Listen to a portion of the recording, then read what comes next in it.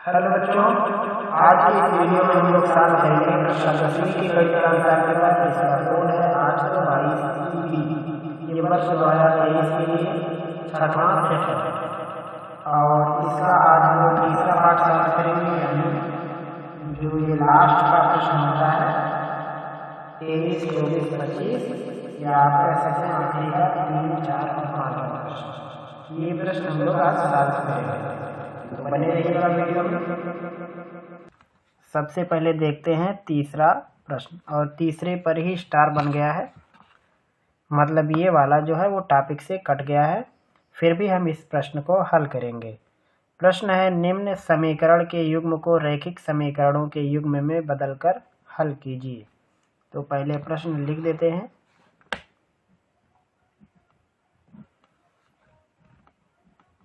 प्रश्न 1/2x plus 1/3y equal to, ये है पहला समीकरण, और एक है 1/3x प्लस 1/2y, और ये है 13/16। अब इसको कैसे लगाना है, इसको कहा है कि आपको रैखिक समीकरण में कन्वर्ट करना है। तो सबसे पहले हम यहाँ पे 1/x और 1/y इसी को कुछ मान के इसकी जगह पे रिप्लेस कर देते हैं। तो हम इसे मान लेते हैं 1/x को हम a लिख देते हैं और 1/y को b लिख देते हैं। तो समीकरण हो जाएगा एक a/2 plus b/3 equal to, यहाँ से इसको लिख सकते हैं 3a प्लस 2b, 3 का 2 में गुणा 6 और दूसरी साइड गुणा हो जाएगा 12। इसको लिख देते हैं समीकरण नंबर 3, और ये समीकरण बनेगा a/3 और b/2, ये हो गया 13/16, ये हो गया 2a और 3b, 3 का 2 में गुणा 6 और 13 में 6 से गुणा करेंगे, आएगा 78/16। ये हो जाएगा समीकरण नंबर 4। अब आपको तीसरे और चौथे को हल करना है। हल करने के लिए आप विलोपन वज्रगुणन चाहे जो अपना सकते हैं। तो यहाँ हम इसको लगा रहे हैं, वज्रगुणन से लगा देते हैं। उससे लगाने के लिए आपको 3 बार ऐसे क्रॉस का निशान बनाना है, और फिर यहाँ पे लिखना है a b, और उसके बाद अचर पद जहाँ पे है वहाँ पे लिखना है -1। जब दायां पक्ष 0 रहे तो यहाँ पे हमको +1 लिखना है, और दाएं पक्ष में कोई अंक हो तो -1। हमने पहले a लिखा है, इसलिए b के गुणांक से शुरुआत करेंगे। तो पहले यहाँ रहेगा 2, इसमें b का गुणांक है 3, उसके बाद अचर पद, दूसरे का अचर पद है 78/16, फिर हमें a का गुणांक लिखना होगा 3, 2, और जो शुरू में है वो लास्ट में रहेगा 2 और 3, और एरो का निशान कुछ ऐसे रहता है। इस हिसाब से अब आगे इसको बना सकते हैं, लिखेंगे a/, इस साइड इसका गुणा हो जाएगा, तो चाहे तो हम 2 से 16 को कैंसिल मान सकते हैं, 78/8 समझ सकते हैं, और इस साइड जाते समय माइनस लगाएंगे। 3 का गुणा 12 में करेंगे 36, फिर ये हो जाएगा b, और 12 का 2 में 24,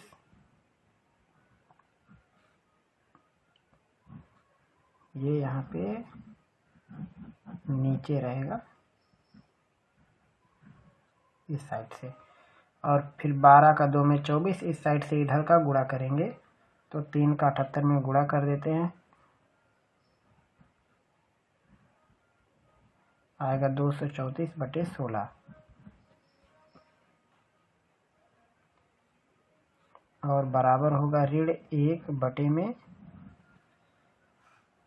का गुणा 3 में 9, और 2 का गुणा 2 में 4। इधर से उधर जाते समय माइनस लगाना है, तो इसको हल कर लेते हैं। ये हो जाएगा a बटे में 8 का गुणा 6 में 48 और 8 का गुणा 3 में 24, 4 28, 288 ऋण 78 बटे में 8 बराबर b बटे 16 का इसमें गुणा करेंगे 4 में हो जाएगा 64, 16 दूनी 32, 6 38।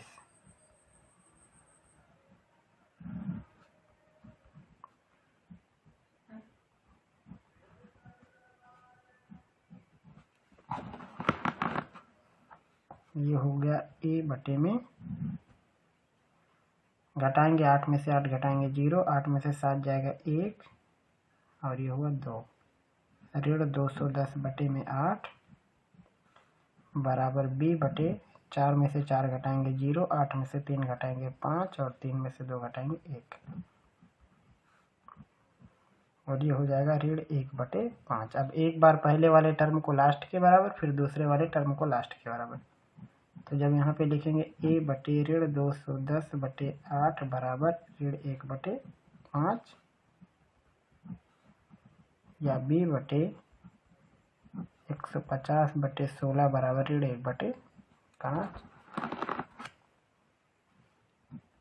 इस पूरे टर्म का इधर भाग है, इस साइड में गुणा होगा, हो जाएगा ऋण 1 बटे 5 गुणा करना ऋण 210 बटे 8 से, या फिर b का मान होगा ऋण 1 बटे 5 में गुणा करना है 150 बटे 16 से।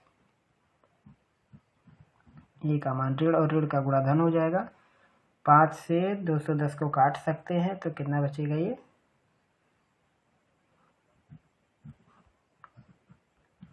42 बटे 8 और इसको लिख सकते हैं 21 बटे 2 और यहाँ से b का मान कितना आएगा, 5 तिहाई 15 30 बचेगा और 30 में 16 से भाग करेंगे तो इसको काट सकते हैं ऋण 15 बटे 8। अब ये हो गया a का मान, तो चूंकि a ही हमने 1 बटे x माना था तो यहाँ से x की वैल्यू हो जाएगी 2 बटे 21 और y की वैल्यू हो जाएगी ऋण 8 बटे 15। ये हो जाएगा इस प्रश्न का जवाब। कैसे लगाना आप शुरू से एक बार देख सकते हैं। ये पूरा इक्वेशन था, आप चाहे तो यहाँ पे रख के ट्राई भी कर सकते हैं। जो आंसर आया है, आंसर को आप अपने प्रश्न में यहाँ पे रख के x और y की वैल्यू चेक भी कर सकते हैं, तो इतना ही आएगा। इसी हिसाब से आपको इस प्रश्न को लगाना है। लगाने के तरीके कई हैं, वज्रगुणन है, विलोपन है, प्रतिस्थापन है और आलेखी विधि। चाहे जिस तरीके से आप लगाएंगे, जो उत्तर यहाँ पे आया है वही उत्तर आपका आएगा। ये वाला आंसर है। अगला प्रश्न है तीसरे का ऑप्शनल। 2 वर्गों के क्षेत्रफलों का योग 117 है और उनके परिमाप का अंतर 12 है, तो उनकी भुजाएं ज्ञात करो। तीसरे का ऑप्शनल है, 2 वर्ग दिया है, तो सबसे पहले हम मान लेते हैं कि वर्गों की भुजाएं x, y है। ये हमने मान लिया। तो इसमें कहा है केस 1, पहला स्थिति, कंडीशन 1 भी समझ सकते हो आप इसको। कहा है कि क्षेत्रफलों का योगफल 117, तो क्षेत्रफल कैसे आता है, भुजाओं का स्क्वायर करके। ये दिया हुआ है 117, एक समीकरण। उसके बाद का परिमाप का अंतर 12 है। परिमाप का अंतर 12 है, तो परिमाप कैसे निकालेंगे, भुजा में 4 से गुणा कर देते हैं, तो 4x माइनस 4y, इसकी वैल्यू लिख देते हैं 12। चाहे तो आप 4y माइनस 4x भी लिख सकते, क्योंकि इसमें ये नहीं कहा पहला वर्ग बड़ा है दूसरा बड़ा है। तो यहाँ से ये बनेगा x ऋण y बराबर 3। ये हो गया। अब इसी का वर्ग कर दो। चलो, वर्ग करने से फ़ायदा क्या आएगा, आपको x² + y² मिल जाएगा। तो जब वर्क करेंगे तो आएगा x square plus y square minus में 2xy और वैल्यू बनेगी 9। X square plus y square, इसका हम समीकरण 2 लिख देते हैं। X square plus y square की वैल्यू है 117 2xy और ये 9 के इक्वल है, तो लिख सकते हैं 2xy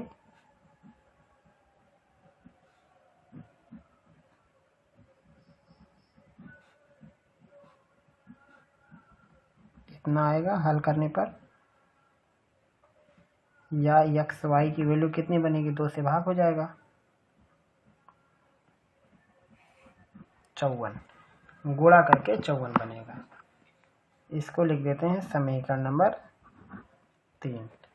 अब हमें क्या करना है, देखो हमें एक्स और वाई की वैल्यू पता है, तो या तो यहाँ से एक्स का मान निकाल के इसकी जगह पर रख दो या तो वाई का मान, जो मर्जी आप।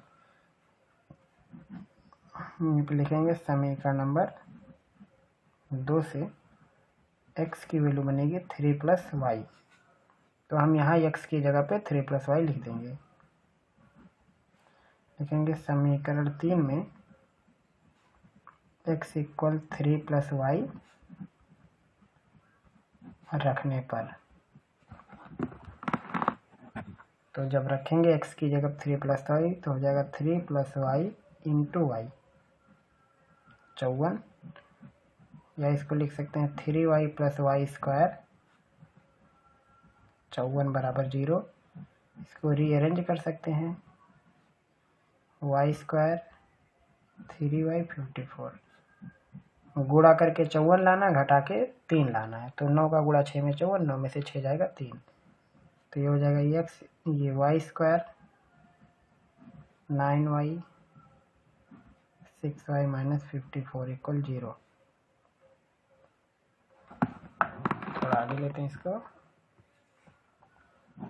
या यहाँ से लिख सकते हैं, एक कोष्ठक में आएगा y + 9 और एक में आएगा y - 6 = 0, या यहाँ से आपको मिलेगा y की वैल्यू -9 जो कि रहेगी अमान्य। अमान्य क्यों रहेगी, क्योंकि नेगेटिव में साइड नहीं आएगी उसकी, तो y की वैल्यू होगी 6।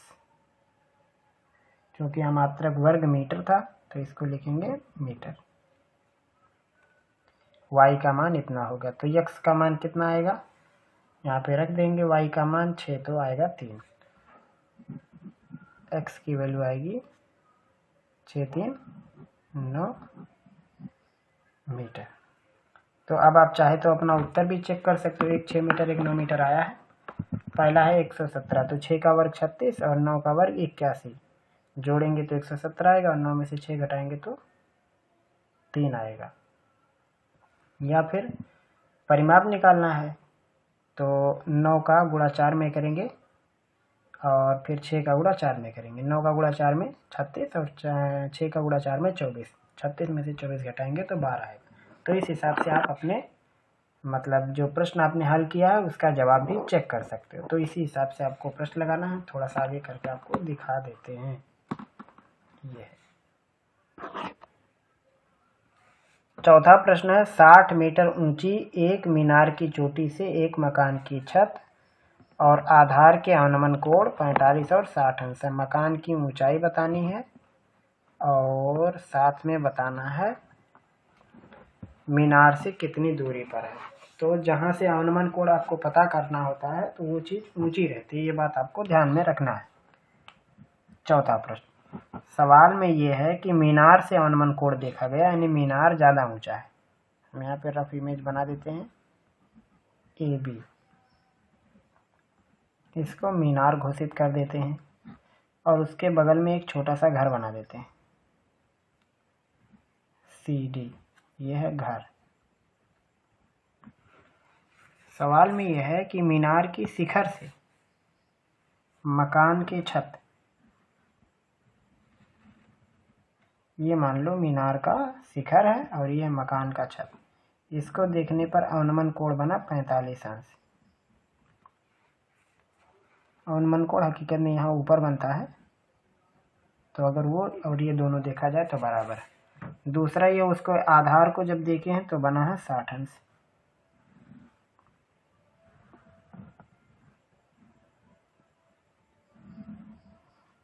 तो ये एंगल है 60 अंश। ये हुआ इसका फिगर। अब इसमें दिया हुआ था कि मीनार की जो ऊंचाई है, ये वाली हाइट 60 मीटर दिया हुआ है। तो निकालना मकान की ऊंचाई और निकालना कि कितनी दूरी पर है। तो ए बी सी इस बी इसको ई मान लेते हैं। तो आपको सबसे पहले लैंग्वेज में लिखना पड़ेगा कि माना ए बी मीनार 60 मीटर ऊंचा है। मीनार के शिखर बी से भवन के छत डी का अनुमान 45 और उसके आधार का अनुमान 60 अंश है। तो जो यहाँ पे लंबाई है सी डी, वही लंबाई ये होगी। क्यों होगा? क्योंकि हम यहाँ पे लिख देते हैं, हमने डी ई लंब खींच दिया है ए बी के ऊपर, तो लिखेंगे इसलिए सी डी की वैल्यू होगी ए ई के बराबर और ए सी की वैल्यू होगी ई डी के बराबर या डी ई के बराबर। ये वैल्यू इसके बराबर होगा और ये वैल्यू इसके बराबर होगा, क्योंकि हमने इसके ऊपर खींच दिया लंब। तो अब यहाँ आपको हल करना है, तो आप छोटे बड़े दो ट्रायंगल बने हैं, दोनों ट्रायंगलों को आप लेके सवाल को लगा सकते हो। अब कैसे लगाना इनको? तो यहाँ पे सी डी और ए ई इसको यक्स कह देते हैं और ए सी और डी इसको वाई कह देते हैं। मतलब इस लेंथ को यक्स मान लेते हैं, इस लेंथ को यक्स, इसको वाई मान लेते हैं, इसको वाई मान लेते हैं। तो चलते हैं छोटे वाले ट्रायंगल में। लिखेंगे समकोण त्रिभुज, यहाँ मीटर में मानना पड़ेगा क्योंकि मात्रक मीटर है। लिखेंगे समकोण त्रिभुज बी ई डिवाइड में tan 45 डिग्री बराबर होगा बी ई बटे डी ई। tan 45 की वैल्यू 1 होती है, तो ये B E by D E यानी एक्स। तो यहाँ से बी ई की वैल्यू होगी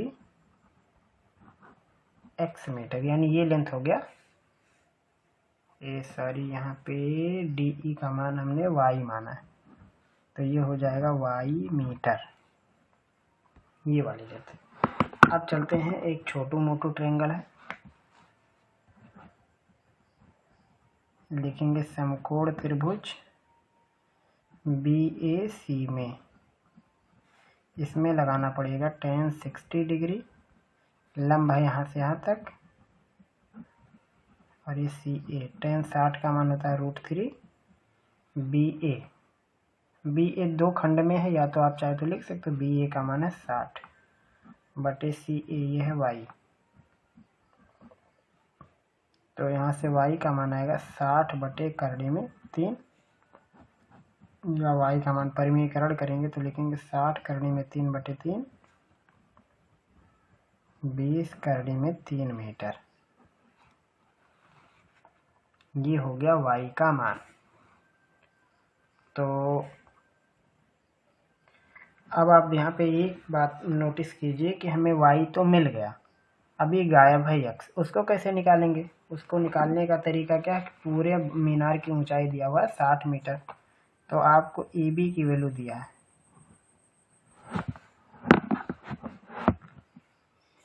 ये दिया हुआ है ए बी बराबर 60 मीटर। और ए बी में है कौन कौन? ए ई और ई बी है, ये हो जाएगा 60। थोड़ा आगे लेते हैं, फिगर भी थोड़ा गायब हो जा रहा है। अब जो ए ई है वो है एक्स और ई बी वो है वाई, ये हो गया 60। आपने वाई निकाल लिया 20 करड़ी में 3, तो यहाँ से आपको एक्स मिलेगा 60 ऋण वाई।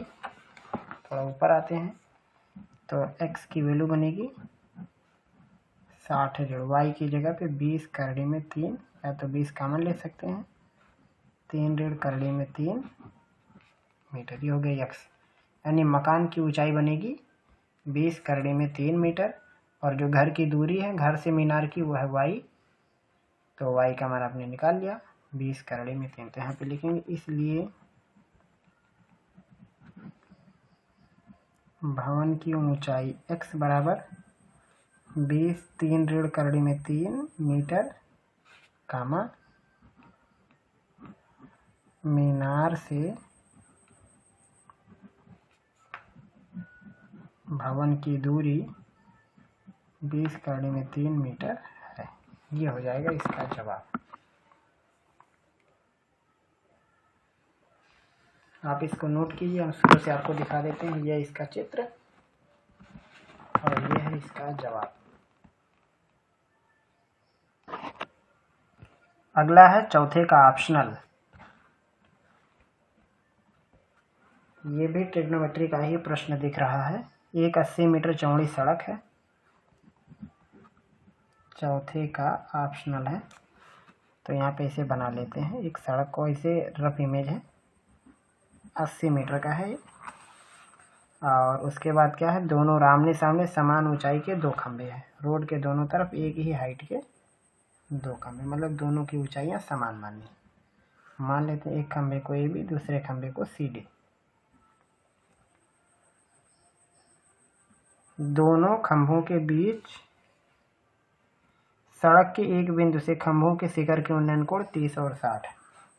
तो जिस साइड से 30 होगा वो साइड थोड़ा दूर रहना चाहिए।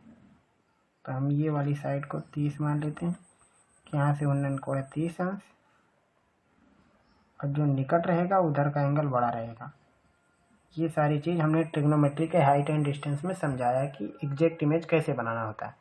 तो 30 अंश और ये 60 अंश हो गया। और हम ये मान लेते हैं कि ये जो पॉइंट है ये है पॉइंट E। खंभों की ऊंचाई और खंभों से बिंदु की दूरी बताओ। इन दोनों खंभों की क्या हाइट है और ये पॉइंट कहाँ पे रहेगा रोड पर, ये हमें बताना है। तो निकालने का तरीका क्या है, सबसे पहले इस डिस्टेंस को कुछ मान लेते हैं x। तो ये वाला डिस्टेंस होगा 80 ऋण x। आप कारण समझ सकते हैं, पूरा दूरी था 80 जिसमें से x निकल गया तो होगा 80 ऋण x, और मात्रक मीटर रहेगा। तो सबसे पहले एक छोटा है त्रिभुज और एक बड़ा, तो चाहे जहाँ से शुरुआत कर सकते हैं। लिखेंगे समकोण त्रिभुज BAE में tan 60 डिग्री, लंब होगा इसका AB और आधार होगा AE। tan 60 का मान करड़ी में 3, AB और AE की जगह पे लिखना है x, या x की वैल्यू बनेगी AB बटे करड़ी में 3। और उसके बाद अब दूसरा समकोण त्रिभुज है, उसको भी लेते हैं साथ में। तो दूसरे समकोण त्रिभुज को लिखेंगे समकोण त्रिभुज ECD में tan 30 लगाएंगे, हो जाएगा CD और CE। tan 30 का मान 1 बटे करड़ी में 3, CD निकालना है जिसके बारे में पता नहीं है, और CE ये लेंथ है 80 ऋण x। या यहाँ से CD की वैल्यू क्या बना सकते हैं, चाहे तो आप CD की वैल्यू निकालो या तो x की, दोनों में से कोई भी निकालेंगे उत्तर आ जाएगा। CD की वैल्यू निकालेंगे तो होगा 80 ऋण x बटे करड़ी में 3, ये होगा। तो यहाँ पे सवाल में कहा था दोनों की ऊंचाइयाँ एक ही हैं, तो मान लो ये भी h है और ये भी h, दोनों समान ऊंचाई के हैं। तो आपको AB की जगह पे h लिखना पड़ेगा और CD की जगह पर भी h लिखना पड़ेगा। तो होगा h बराबर 80 ऋण x बटे करड़ी में 3, गुणा करेंगे हो जाएगा h करड़ी में 3 बराबर 80 ऋण x की जगह पे ये वैल्यू डालनी है h बटे करड़ी में 3। इसको दूसरी साइड कर देंगे, h करड़ी में 3 धन h बटे करड़ी में 3 बराबर 80। क्रॉस गुणा करेंगे, करड़ी 3 का करड़ी 3 में 3 हो जाएगा, तो हो जाएगा 3h प्लस h अपान √3 इक्वल 80 डिग्री। हो गया 4h/√3। 80 गुणा करेंगे तो h की वैल्यू बनेगी 80/3/4, यानी h का मान आएगा 20/3 मीटर। यानी जो ये दोनों रोड के किनारे अगल बगल में जो घर बने हुए थे या जो खंभे लगे हुए हैं जो भी हैं, उनकी हाइट बनेगी 20/3 मीटर। तो आपको जब भी ट्रिग्नोमेट्री का हाइट डिस्टेंस के सवाल लगाने हो तो आपको उन्हें लैंग्वेज में पहले लिखना पड़ता, कि जैसे AB और CD खंभे हैं, सड़क के दोनों ओर लगे हैं, दोनों की ऊंचाइयाँ h हैं, सड़क के बीच में कोई पॉइंट E है, वहाँ से B का उन्नयन कोण 60, D का उन्नयन कोण 30। इस हिसाब से आपको पूरा लैंग्वेज लिखने के बाद ही इस टाइप के सोल्यूशन करने होते हैं। तो h निकल गया। अब बारी आती है x की। तो x निकालना बड़ा आसान है, चाहे आप इसमें वैल्यू रख दो, जैसे इसको हम इक्वेशन 1 कह देते हैं, तो आप लिख सकते हो चाहे तो समीकरण 1 में h बराबर 20/3 रखने पर तो x की वैल्यू बनेगी 20/3 और बटे करड़ी में 3। h का मान 20/3 नीचे करड़ी 3, तो आएगा 20 मीटर। यानी उस पॉइंट की एक सिरे से दूरी आएगी 20 मीटर, तो दूसरे सिरे से दूरी आएगी 60 मीटर। यानी दोनों उत्तर हो सकता है, 20 भी हो सकता है और 60 भी। यानी वो पॉइंट एक खंबे से 20 मीटर की दूरी पर है और दूसरे से 60 मीटर की दूरी पर है। ये है इस प्रश्न का जवाब। अगला प्रश्न है 5वां, और आप देख सकते हैं 5वें प्रश्न पर स्टार लगा है उसके दोनों खंडों पर। मतलब इस टाइप के जो प्रश्न है ये वर्ष 2024 के लिए नहीं है, हो सकता है आगे इन्हें सिलेबस में शामिल किया जाए तो आएंगे, नहीं तो बहुत मुश्किल है कि 2024 में इस टाइप के प्रश्न होंगे। फिर भी हम आपको इन्हें लगाना सिखा रहे हैं। तो 5वां प्रश्न है, प्रश्न है 3 मीटर व्यास के एक कुएं को 14 मीटर की गहराई तक खोदा गया। तो यहाँ हम एक रफ इमेज बना देते हैं। मान लो ये है कुआं, उसकी चौड़ाई, और ये है, इस हिसाब से मान लो खोदा गया, जिसमें इसका व्यास है 3 मीटर पूरा, ये है 3 मीटर का, और गहराई है इसकी 14 मीटर की। 14 मीटर की गहराई तक खोदा गया है, मतलब ये वाली दूरी है 14 मीटर की। सवाल में कहा इससे निकली हुई मिट्टी को इसके चारों ओर 4 मीटर चौड़ी एक रिंग बनाई गई। इससे जो मिट्टी निकली है इसी कुएं के चारों तरफ रखना है, जिसकी मोटाई है ये 4 मीटर। हमने यहाँ पे बल्कि इमेज थोड़ा गड़बड़ बना दिया, इसको और चौड़ा बनाना था, क्योंकि जब व्यास ही 3 है तो ये ज़्यादा चौड़ा दिखेगा। लेकिन फिलहाल आप इसे समझने के लिए रखें कि इसकी चौड़ाई है 4 मीटर, पूरा व्यास है 3 मीटर। तो कहा है कि जो बांध बनाया जाएगा उसकी ऊंचाई क्या होगी, इसके चारों तरफ जो बांध बनाएगा, मतलब जो मिट्टी निकला उसके अगल बगल आपको रखते जाना है, तो कुल कितना ऊंचा हो जाएगा। तो सबसे पहले हम यहाँ पे निकालेंगे खोदे गए मिट्टी का आयतन।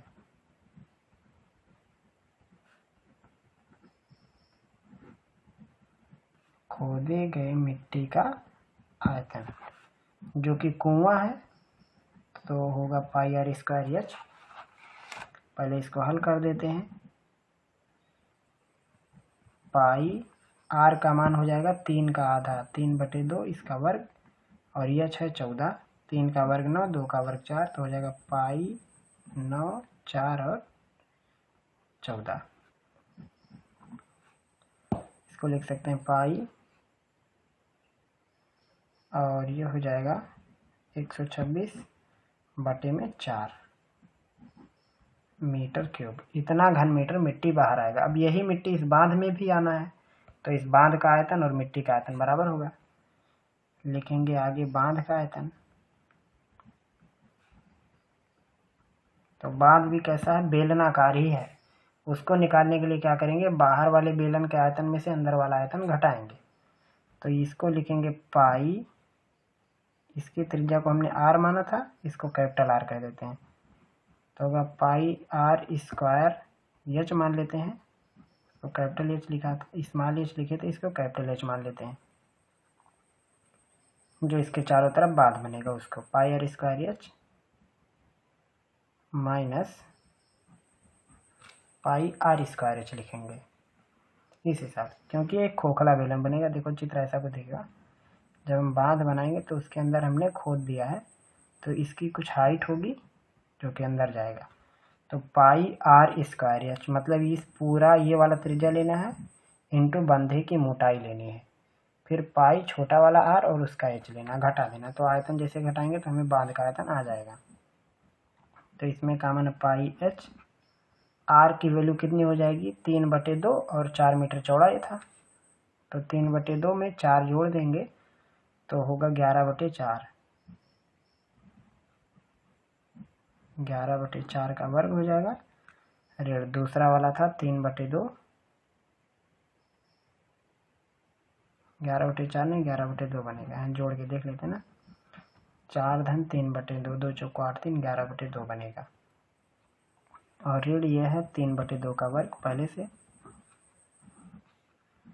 बराबर पाई h 11 का 121/2 और 9/2 नहीं 4, 9/4 हो गया पाई h 112 आएगा 4। चाहे तो इसको कैंसिल कर सकते हैं या फिर ऐसे ही छोड़ दो। ये हो गया बांध का आयतन। तो जो बांध का आयतन है वही आयतन रहेगा जो मिट्टी निकली है उसका आयतन। तो लिखेंगे इसलिए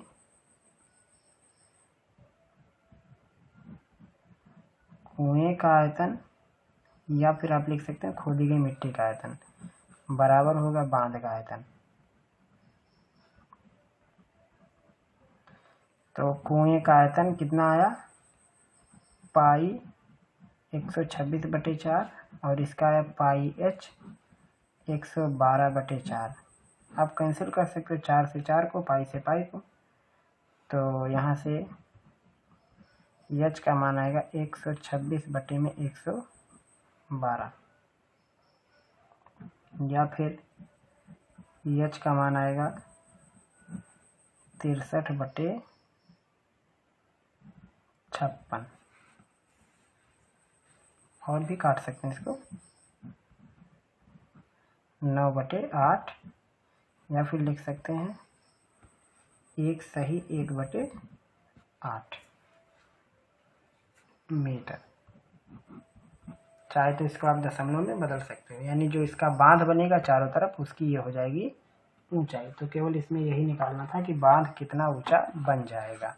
तो इस हिसाब से आपको इस टाइप के प्रश्न को हल करना है। और आप एक बार चाहे तो हमारा जो पृष्ठीय क्षेत्रफल और आयतन से संबंधित प्लेलिस्ट है उसको एक बार जरूर विजिट करें, ताकि आपको और भी बेहतर जानकारी मिले।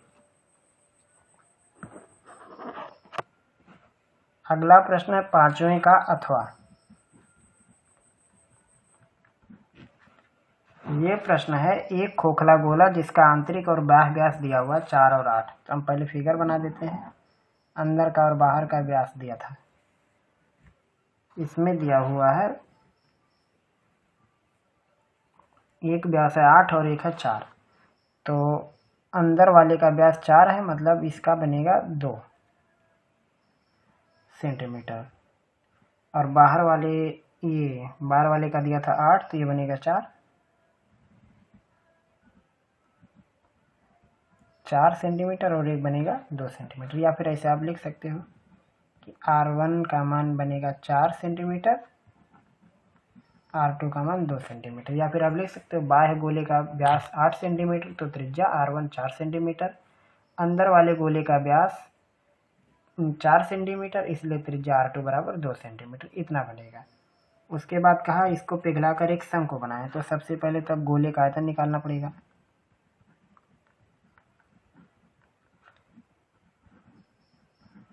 खोखले गोले का आयतन, गोले के आयतन का सूत्र होता है 4/3 पाई R1³ माइनस R2³। हो जाएगा 4/3 पाई R1 यानी 4 का क्यूब माइनस 2 का क्यूब हो गया 4/3 पाई 64 माइनस 8 हो गया 4/3 पाई 56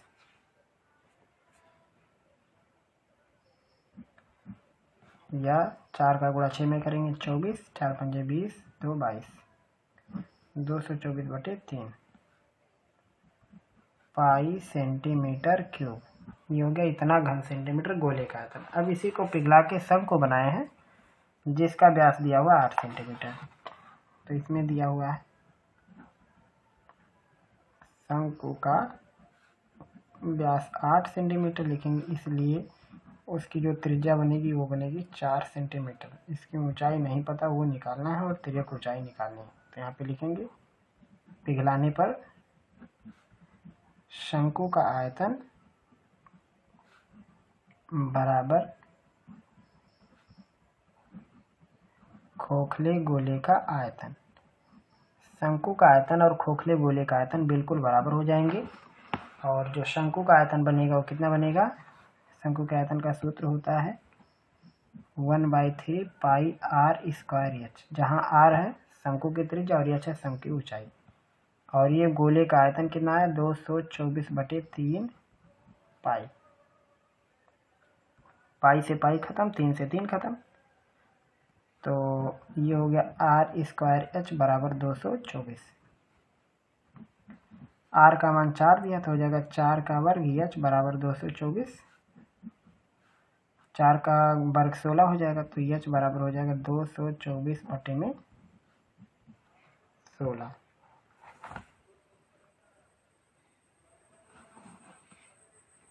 तो इसको चाहे तो पहले 4 से काट सकते हैं। ये हो जाएगा 4 पंजे 20 2 22 4 6 24। 2 से फिर से काट सकते हैं, 4 से कट जाएगा ये। कितना बनेगा? 14 सेंटीमीटर। ये हो जाएगा जो शंकु होगी उसकी ऊंचाई निकालना है। इसमें तिर्यक ऊंचाई भी निकालनी है, तो तिर्यक ऊंचाई का सूत्र होता है h² प्लस R²। तो लिख सकते हैं 14 का वर्ग धन 4 का वर्ग। 14 का वर्ग होता है 196 और 4 का वर्ग 16।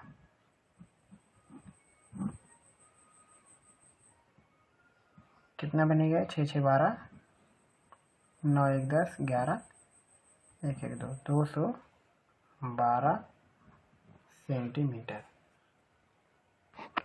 तो ये हुआ इस प्रश्न का जवाब, जिसमें कि आपको निकालनी थी शंकु की तिर्यक ऊंचाई और निकालना था शंकु का ऊंचाई जब हम खोखले गोले को पिघला के मतलब ये एक शंकु बनाएंगे तब।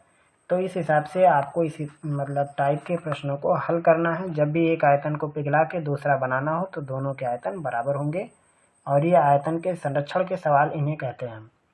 तो इस हिसाब के जो टॉपिक हैं वो तो 2024 के परीक्षा से हटाए गए हैं, फिर भी हो सकता है आगे के आने वाले वर्षों में इन्हें शामिल किया जाए। इस उद्देश्य से हमने इन प्रश्नों को हल किया है।